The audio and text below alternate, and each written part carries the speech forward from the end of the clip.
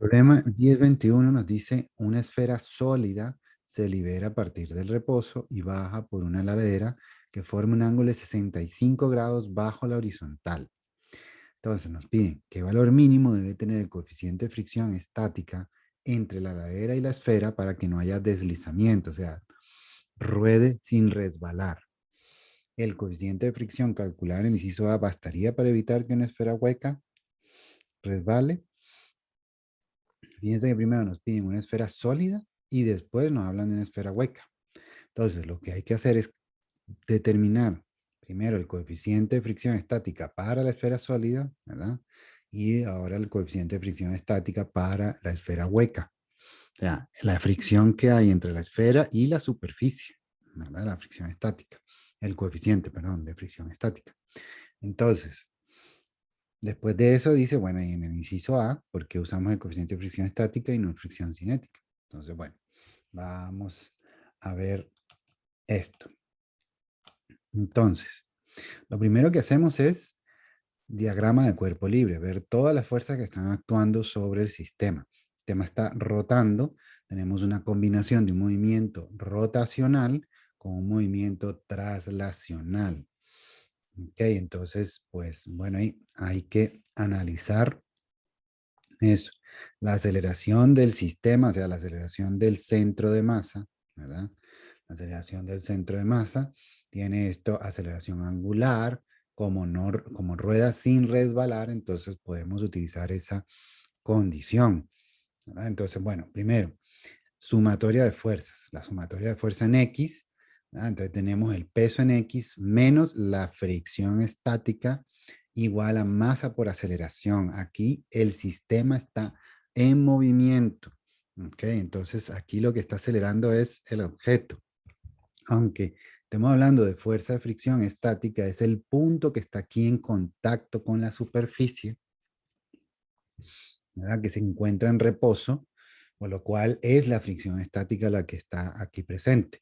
Pero el sistema como un todo se mueve, por eso hay aceleración. En la parte en Y, pues tenemos normal menos la componente Y del peso. Y entonces, bueno, tenemos que la componente X y la componente Y están dadas por estas ecuaciones, ¿verdad? Estos términos, mg seno y mg coseno. Perdón, este es mg coseno y este es mg seno. Y la fuerza de fricción estática, pues vamos a utilizar lo que sería el valor máximo de la fricción estática, ¿ok? Porque recordemos que la fricción estática, ¿verdad? Se define como menor o igual a mu sub s por la normal. Entonces la fricción estática varía, ¿verdad? Pero en este caso, pues lo que vamos a trabajar es con el valor máximo en la parte del igual, para poder encontrar el coeficiente que se necesita para que haya esta condición de que no resbale.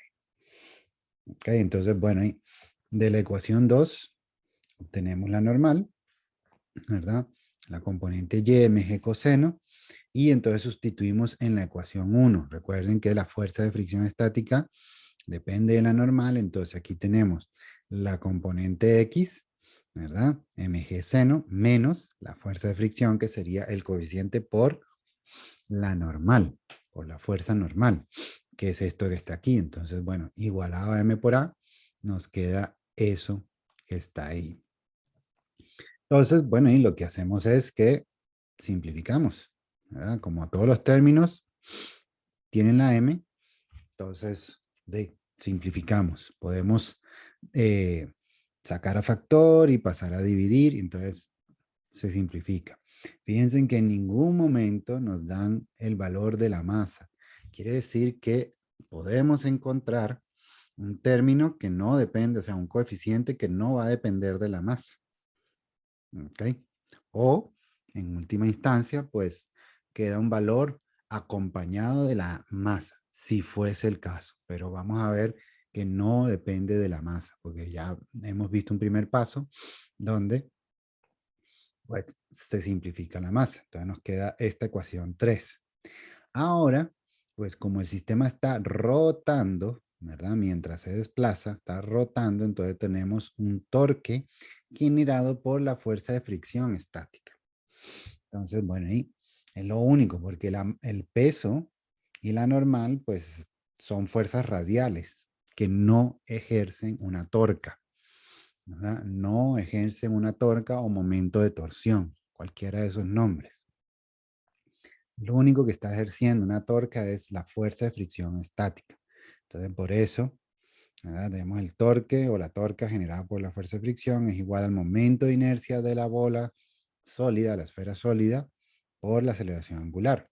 Pero esa torca, pues, es el R, que es el radio de la esfera, multiplicado por la fuerza de fricción estática, pero la fuerza de fricción estática, pues, recordemos que es mu sub S por N. Mu sub S por la normal, que está aquí. Ok, entonces, bueno, ahí seguimos ahí, sustituimos, ¿verdad? Entonces tenemos la torca igualado a momento de inercia por aceleración angular. Pero el momento de inercia de una esfera sólida es esto que está aquí. 2/5 de mr cuadrado. Y aquí entonces tenemos la condición de la aceleración cuando el sistema no resbala. Ok, rodar sin resbalar. Entonces tenemos que la aceleración del centro de masa es igual a el radio por la aceleración angular. Entonces, estos dos, de aquí despejamos la aceleración angular, lo sustituimos aquí, momento de inercia, pues lo sustituimos aquí, y entonces pues tenemos una primera igualdad. ¿Ok? De este lado es la torca por la fuerza de fricción, de este lado el momento de inercia y la aceleración angular. Entonces, bueno, ¿y qué es lo que sucede? Sucede que la masa se simplifica con la masa, tengo ambos lados, este R se simplifica con un R de aquí y este R con el otro R. Entonces nos queda pues esto que está aquí. Nos queda el coeficiente multiplicado por la aceleración gravitacional por el coseno del ángulo, que es el ángulo del plano inclinado, ¿ok? Y 2/5 de la aceleración. Entonces, pues, ¿qué es lo que tenemos? Tenemos esa ecuación 4. ¿Y qué vamos a hacer con eso? Pues de la ecuación 4 despejamos A y la sustituimos en la ecuación 3. ¿Cuál es la ecuación 3? La ecuación 3 es esto que está aquí. Fíjense que tenemos A, ¿verdad? Entonces, bueno, sustituimos, hacemos la sustitución, ¿verdad? Entonces tenemos aquí es el despeje de A. Si ustedes despejan A de aquí, 2/5 pasa al otro lado como 5/2. ¿Verdad? Entonces, bueno, y aquí, ¿qué es lo que pasa? Todos los términos tienen G. Entonces, pues se simplifica. Este término que está aquí lo pasamos al otro lado, pasa positivo. Fíjense, aquí está mi sub S coseno, mi sub S coseno.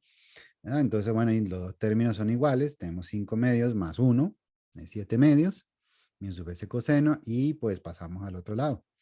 El 7/2 pasa al otro lado como 2/7 y el coseno pasa a dividir el seno y queda tangente. Entonces, fíjense que no depende de ni la masa ni el radio, solo depende del ángulo del plano inclinado, ¿verdad? Y obviamente, pues un término que tiene referencia o tiene que ver con el momento de inercia, ¿verdad? De la esfera. Pero eso es todo. Sustituimos los valores y nos queda 0,613. Recuerden que el coeficiente de fricción estática no tiene unidades, es adimensional. Entonces, bueno, y ya ahí tenemos para la esfera sólida el coeficiente mínimo que tiene que tener para que ruede sin resbalar. Ahora hacemos exactamente lo mismo, ¿verdad? Para la esfera hueca, porque fíjense que nos piden una esfera hueca. Entonces, ok. Calculamos el coeficiente para la esfera hueca y comparamos. Vemos qué pasa. Si son iguales, pues sí es suficiente. Si no son iguales, se tiene que ver si es mayor o menor. ¿Verdad? Entonces, se calcula el coeficiente de fricción estática. Aquí le puse un prima para diferenciarlo de este. Para una esfera hueca. La sumatoria de las fuerzas no cambian. No cambian porque exactamente son las mismas fuerzas que están aplicando. ¿Verdad? Lo único que va a cambiar es la sumatoria de las torcas. Va a cambiar, ¿verdad? Entonces, la sumatoria de las torcas cambia debido a que el momento de inercia es diferente. No es lo mismo una esfera sólida que una esfera hueca. Entonces, pues tenemos la sumatoria de las torcas, igual ahí por alfa. Entonces, aquí tenemos la torca por fricción.